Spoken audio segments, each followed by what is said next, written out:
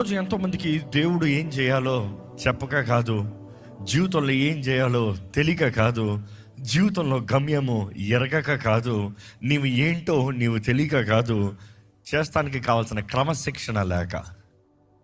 దేవుడు ఎంతోమందికి వాగ్దానాలను ఇచ్చాడు. ఎంతోమందికి దేవుడు నీవు ఏం చేయాలో, నువ్వు ఎలా బ్రతకాలో తెలియజేస్తున్నాడు. కానీ ఎంతోమందికి ఆ వాగ్దానాల్ని స్వతంత్రించుకోవడానికి కావాల్సిన క్రమశిక్షణ లేదు. No discipline. క్రమశిక్షణ లేకుండా దేవుని కార్యాలని పొందుకోలేకపోతున్నారు. క్రమశిక్షణ లేకుండా దేవుని కార్యాలని గ్రహింపలేకపోతున్నారు. క్రమశిక్షణ లేకుండా దేవుని కార్యాలని వారు రుజువుని చూడలేకపోతున్నారు. ఒకసారి యాకోబు పత్రిక 1:22 చదువుదామండి. మీరు వినువారు మాత్రమై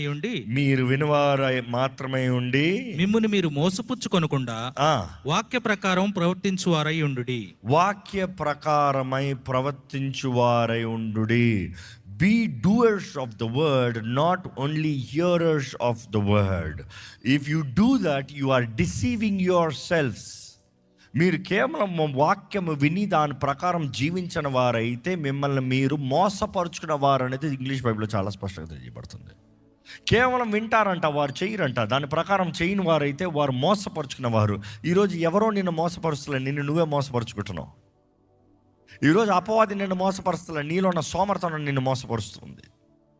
ఈరోజు ఎవరో బయట వ్యక్తి నిన్ను మోసపరుస్తలేదు. నీ జీవితంలో నీ గమ్యంని చేరనోకనా నీలో ఉంది చూడు ఈ సోమర్థనం, నీలో ఉంది చూడు ఈ సుఖ అనుభవించే మనస్సు. నాకు సుఖం కావాలి, నాకు సుఖం.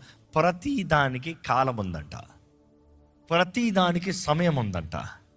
There is a time to so, there is a time to reap. విత్తే సమయం ఉంది, కోసే సమయం ఉంది.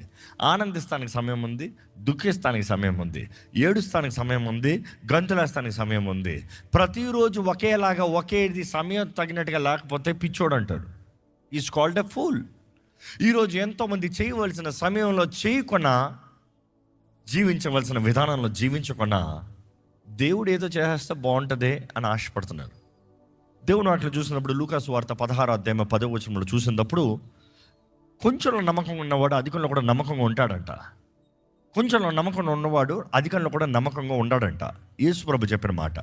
కొంచెంలో నమ్మకంగా ఉన్నవాడు అధికంలో కూడా, మీరు చెప్పండి, నమ్మకముగా ఉంటాడు.